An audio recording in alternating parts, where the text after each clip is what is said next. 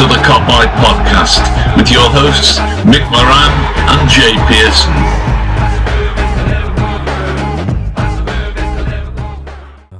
Hello everybody, welcome back to the Kopite podcast. It's Squad Number Show episode 3, which means we are doing shirt number 3, and this time it's young Michael who's going to have an attempt to... Can you do any better than you did on Squad Number 1? You did quite well. I've probably set the bar too high for myself now, haven't I? I think you have, yes. Well, hopefully I'm going to catch him out today. Definitely are. The threes I'm thinking now, I was like, Jesus, can't even think. I can think of like 3, I think. But we didn't rehearse that. Fucking hell, yeah. So, mate, right, okay. So, again, we said, we'll do Premier League numbers anyway. And we won't go any further back than that because they all just got messed around and everyone had more a different number. So, let's go then. The first player in episode 3. Who was it to wear the number 3 in the Premier League? Can you remember? It's either David Burrows or Julian Dix. Okay. Which one are you going for? I have to push you. I go for Julian because he's got a good name. Dix. It was Julian Dix. Oh, what a picture! It was awful photograph of him. Yeah, but to be fair, it was the best quality photo I could find. To be fair, that is actually all right. To be fair, I want to be more. So Julian Dix was signed for 1.5 million from West Ham in September 1993. Didn't win anything at the club. Signed by Graham Souness. He won 39% of his games. Played 28 games. He scored 3 goals. He was there for less than a year before Evans just didn't like him and he fell out the side. What are your memories of him, if any?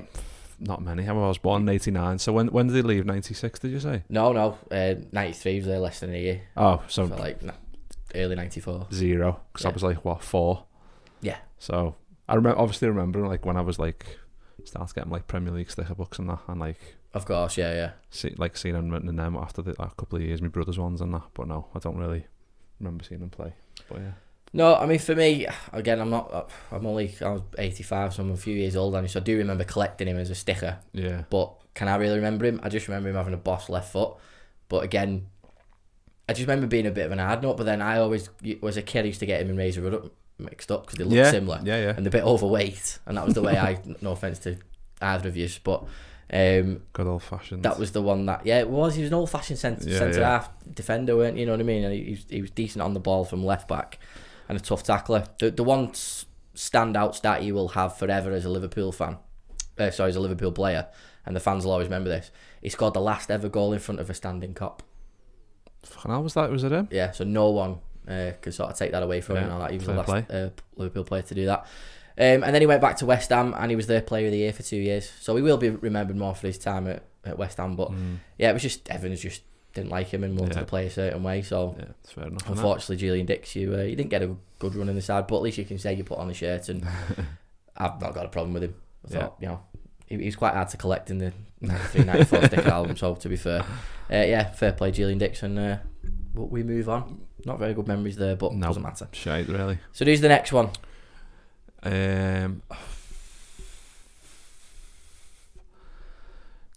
Trying to think of. See, I knew I'd struggle on this episode. Yes, well, we didn't get another number 3 then until 97, and this player was signed in January 97. Ooh, so that makes changes a little bit. I'm trying to think.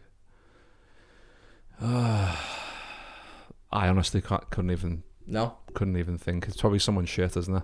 Yes, there you go. Fuck Kavama. It was Bjorn Torre Kavama. He was signed for free from Rosenborg.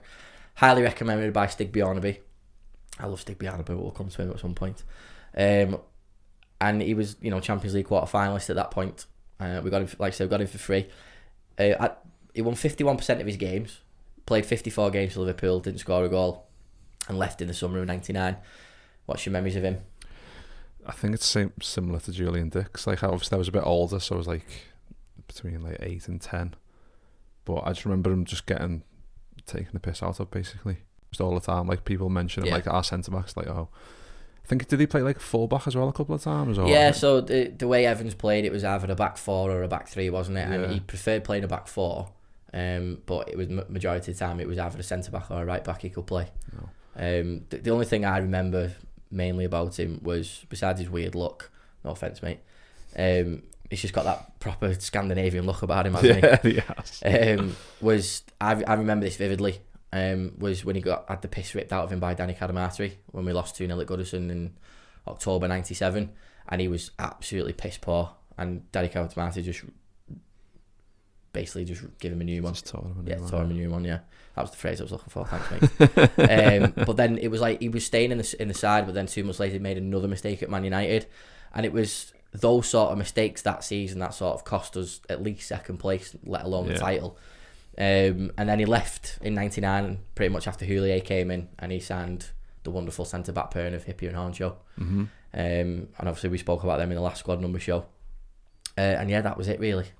I think at the time it signifies the type of like the type of way Liverpool were going, like signing someone, didn't you say, for free from Rosenborg. Yeah. It's like while every other team strengthening properly, and we're signing shite on a whim. That's Stig's gone, oh yeah, this player's alright. That's it, yeah. I mean, I'm sure he's a nice fella. It's probably alright. Like probably looks better in training, like exactly. Like Smitzer maybe. And he was at Anfield last year or the year before, and he played in one of the Legends. Oh, he games, was, yeah. I was surprised with that. I think everyone was pleased to see him back anyway. He's one of them cult status, but he's definitely not a cult hero. But thanks for the memories, Bjorn. So our third person up. So obviously, if you think about it, if he left in '99, think about that period just after. I knew I'd do shit on this one, So I mean, loads of other people probably there as well. Unless there's people in the car or at work now or going for a jog, screaming at you. And, I know which one it is. We haven't just mentioned him, have we? It's not. Stig wasn't number 3. No, not mentioned him. Give us a clue if possible. It was quite an exciting. He was a left back. Quite an exciting. He had decent European pedigree. Like when we signed him, I was thinking, ooh, not a bad signing. Risa?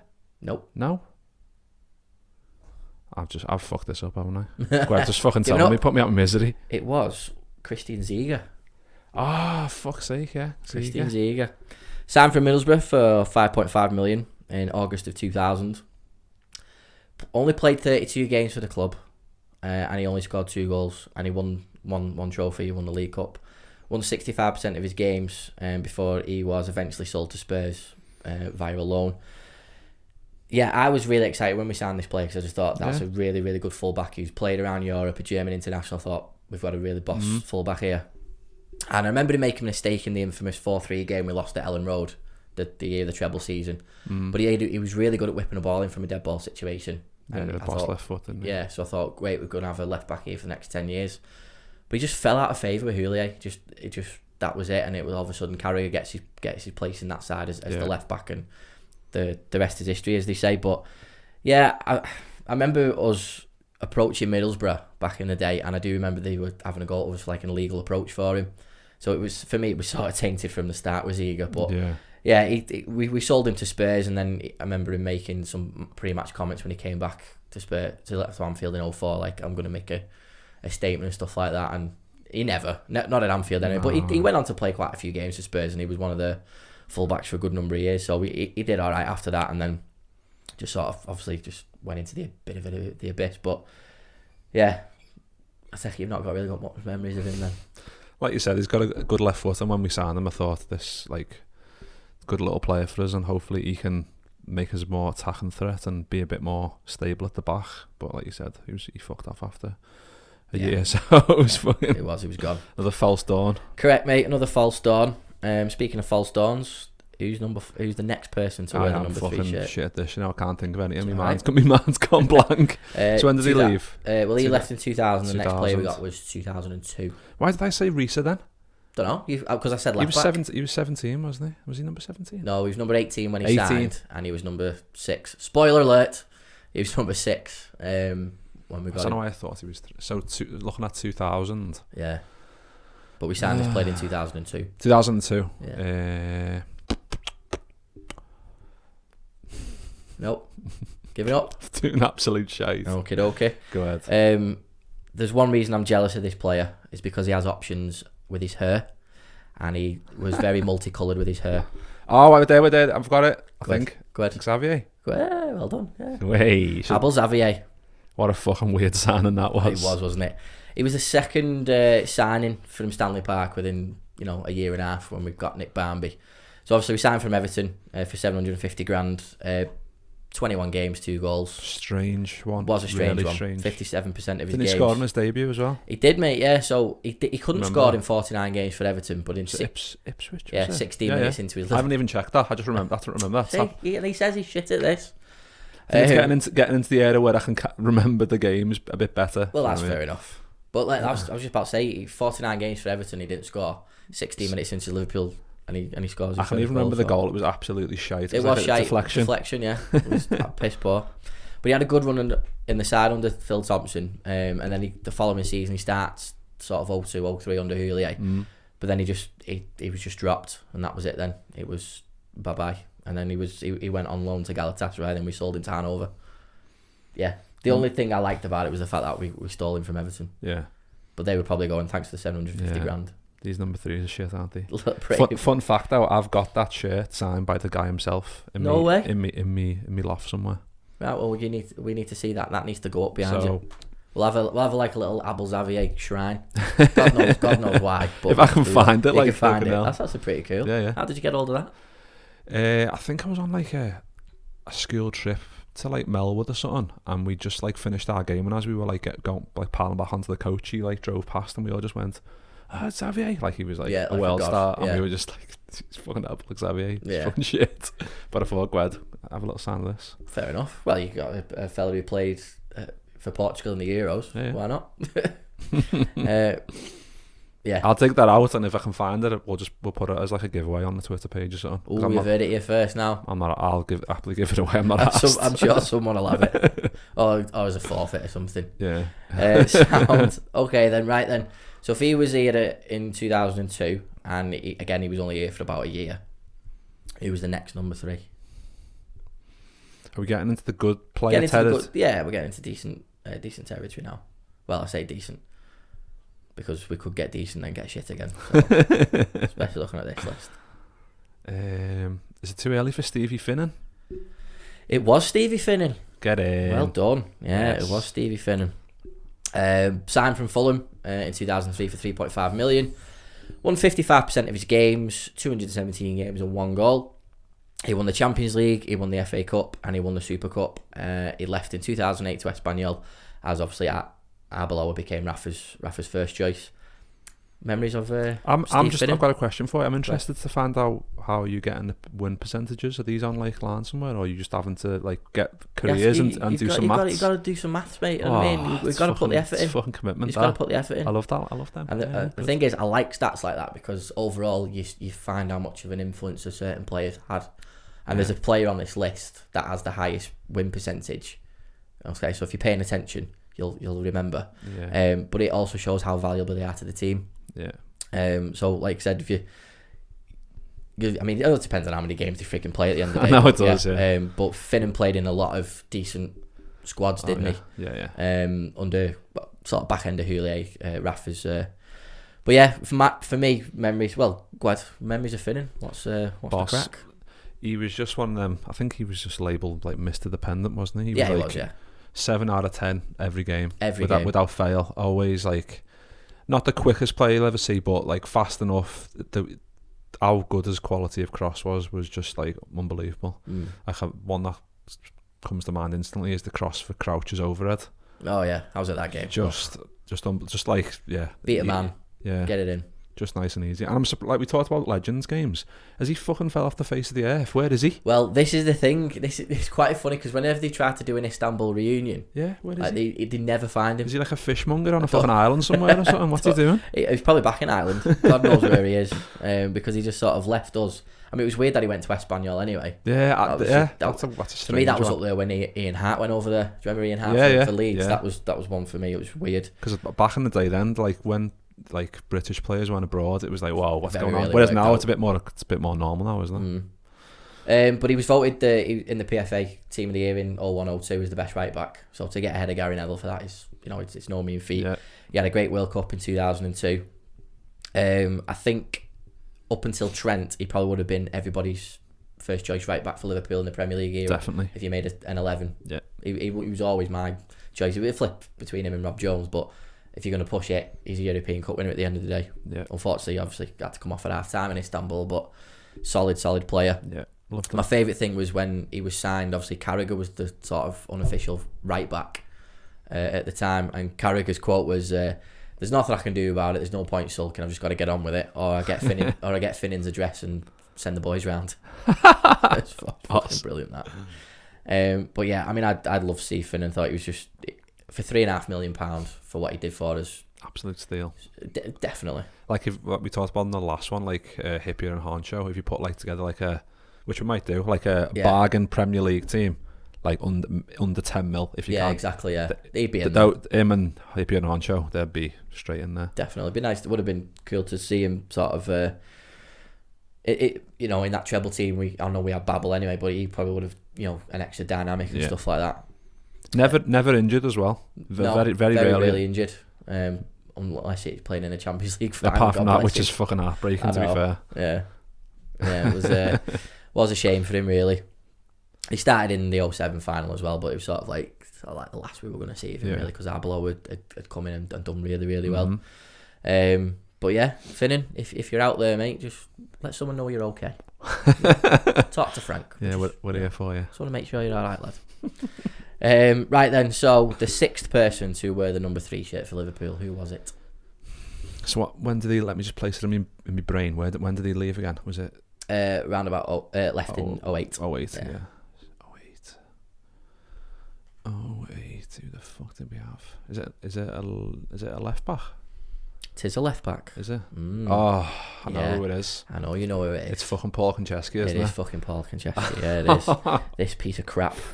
I love that picture. And I deliberately put a fuzzy picture in because it makes him look more evil and more crap. And I don't want to look at that shirt because I hated that shirt when it came out. I fucking hate that shirt as well. I didn't buy that one. Oh, just horrible. Didn't like it Bad at all. memories. Adidas, that was it. Even at the time, I didn't think we were that bad of a football team with the tinty-eyed glasses, but I just thought, I don't like that shirt. It was horrible. It's the collar. The neck's not nice, is it? It's fucking There's only one time I've ever liked a collar like that, and it's on that crew kick there. And I hate when they do the stripes, but they do it like they stop. And they stop. Yeah. Anyway, we're not into Adidas bashing. That's another podcast. Yeah. Because they fucked us off after this bit. But yeah, I can't stand this fella. I just hate him. Signed from Fulham again for £3.5 million.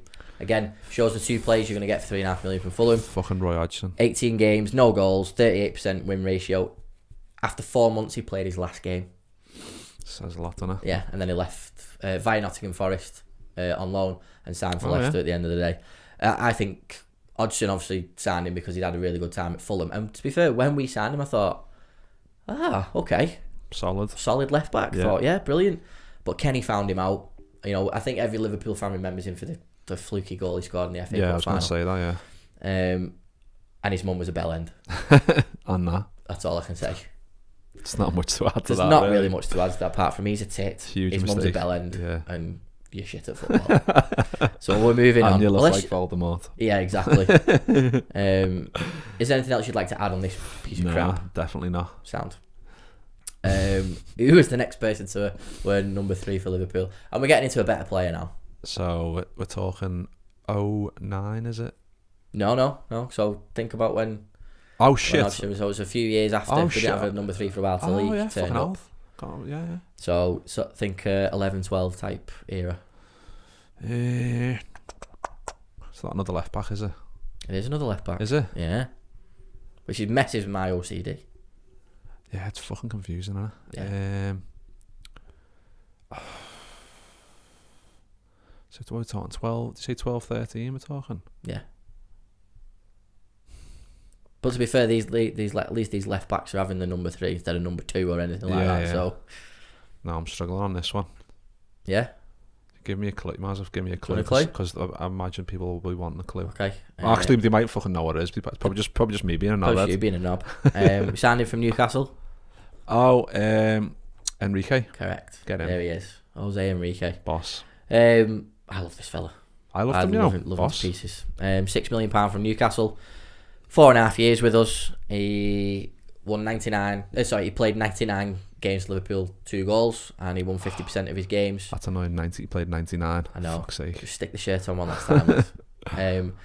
Won the 2012 League Cup, and he was a free transfer to Real Zaragoza when he left. Talk to me about this adopted Scouser.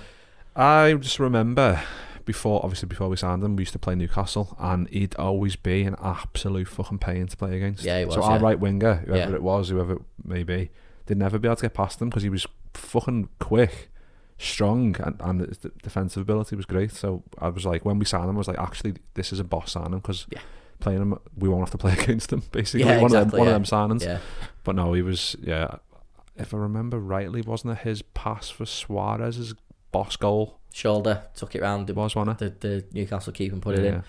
Yeah, he was brilliant. He's definitely an adopted Scouser. He's up there with Didi Hamann and Jan Molby as we're his club, and he often says that, doesn't he? That we are his club, which is really good. Well, you only got to look at his Instagram page. He's always posting all kinds of Liverpool related stuff, isn't he? So. Yeah, exactly. So good fella. We do love him to pieces. He was regular in 13-14 until he sort of hampered towards the end with injuries.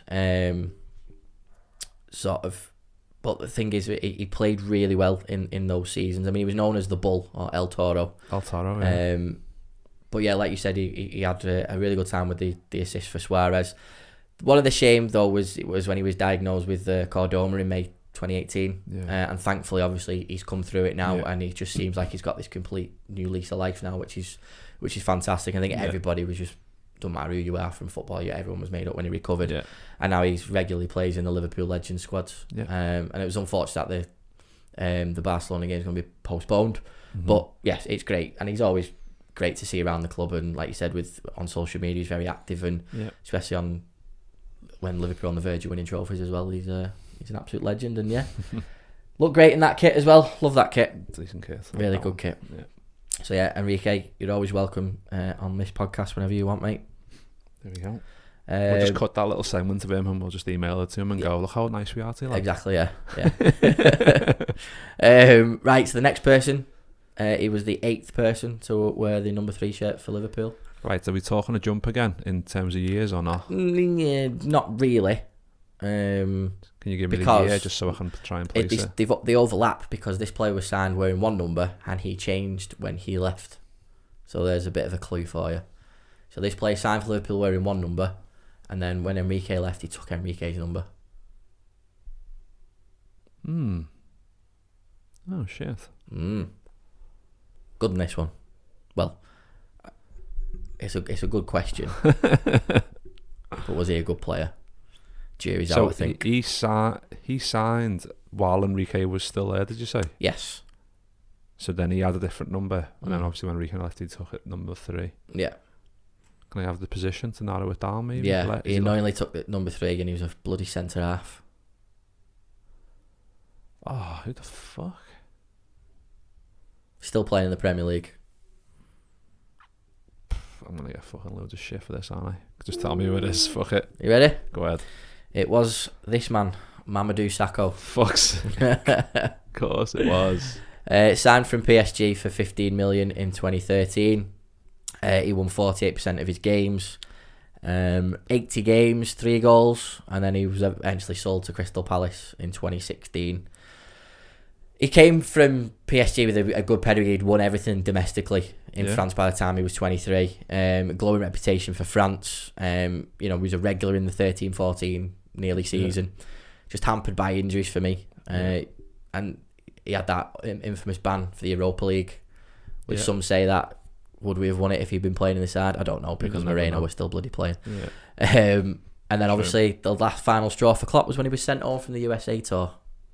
Yeah, there was like a video, wasn't he, going on Twitter, like him like talking over Klopp's interview. Yeah, and he was like something about how you were the only one that was late to the hotel, mama, or something like that. So he's obviously been pissing him off.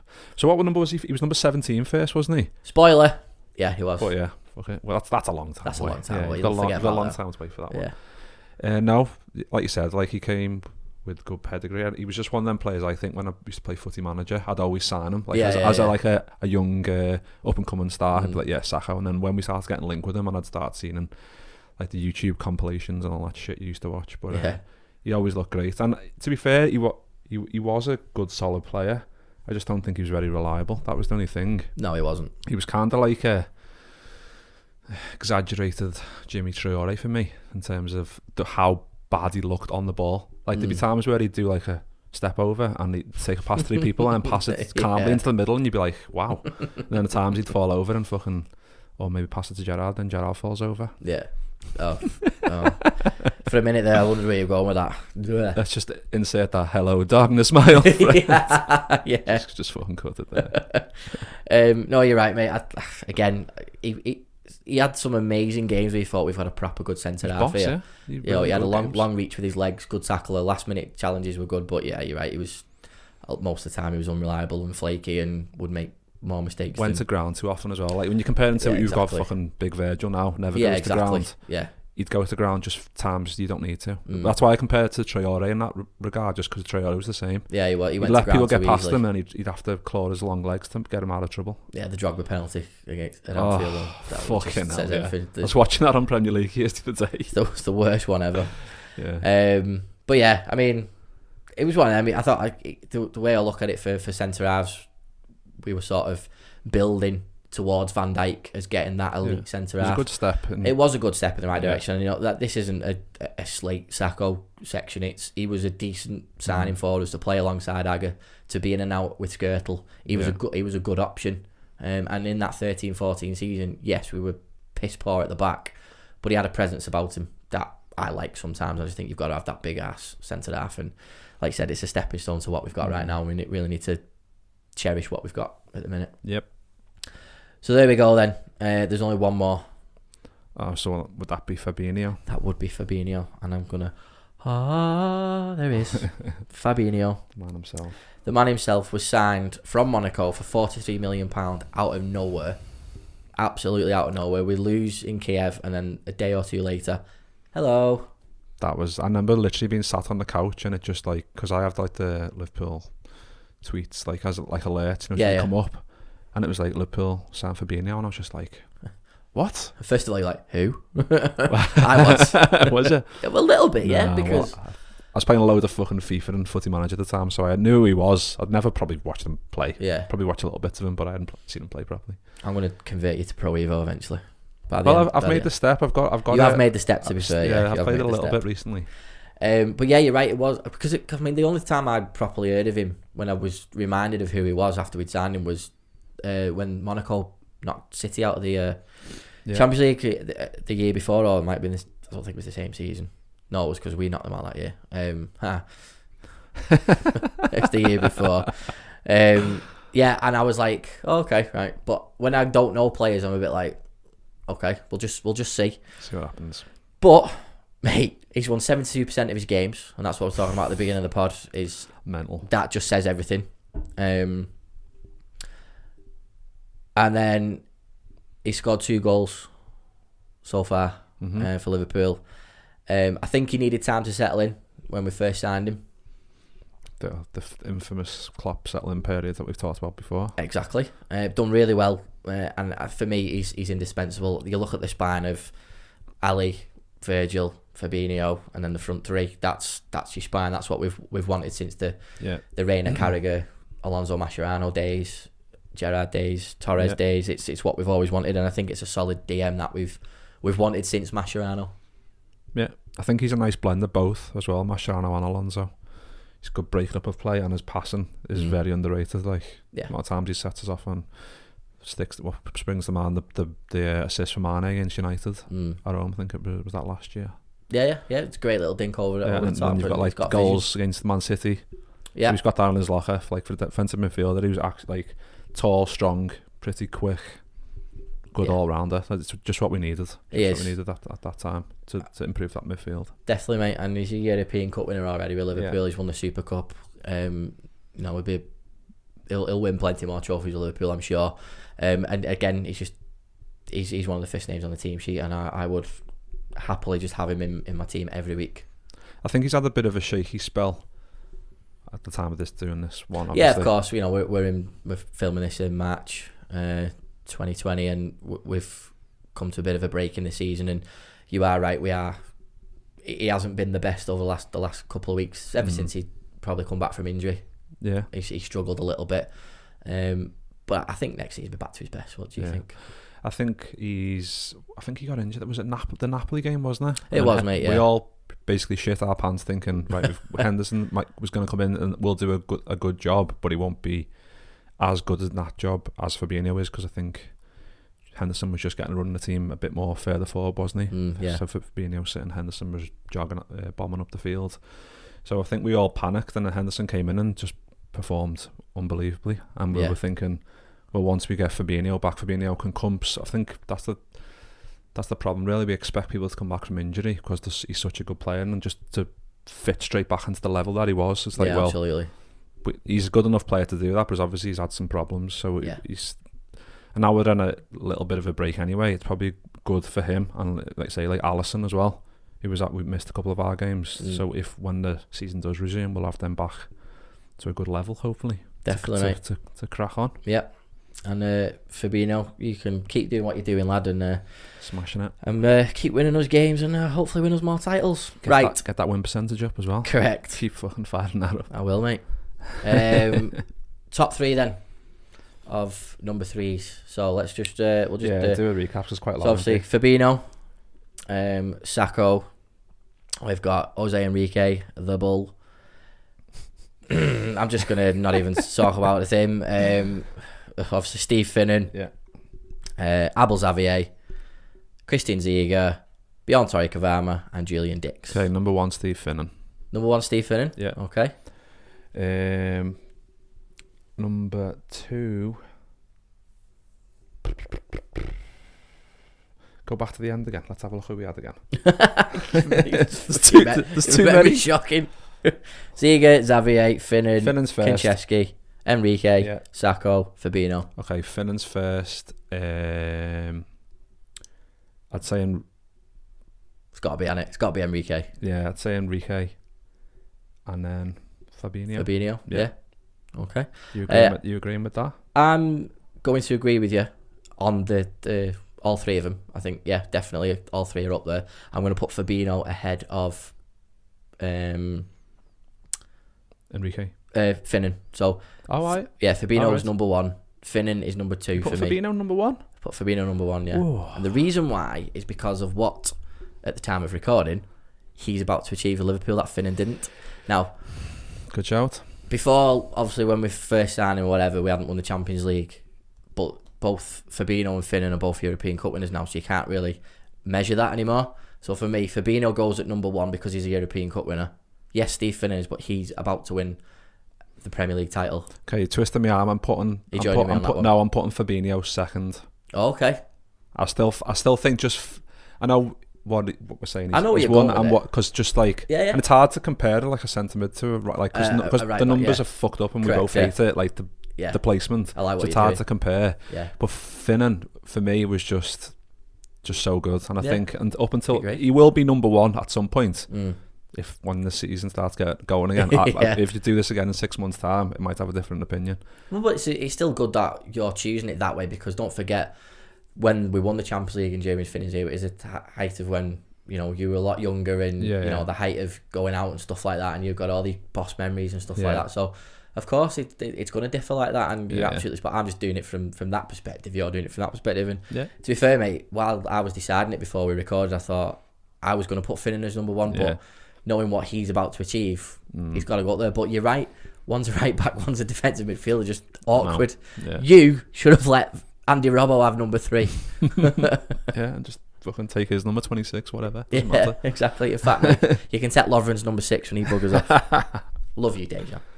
Another spoiler, Lovren 6. Yeah, exactly. Yeah. Didn't we say another 6 before? Oh, Risa. Yeah, said Risa. Yeah. Fucking hell, number 6 is fucked. I know. We'll have to delay that. Might as well just skip that episode. But yeah, so that was episode 3 of the Squad Noob Show. Hope you're enjoying it. Give us a like and let us know in the comments how you got on with the list today. See if you did any better than him. God, if you didn't, fucking hell, that was shit. And then we'll be back with the Squad Number Show number 4, where I get tested this time, which is brilliant. Not for anything else, just just number 4. Not Corona then. Nah, not Corona. Nothing else either. Don't you dare look into our medical records. But yeah, and we'll see you next time. See you next time.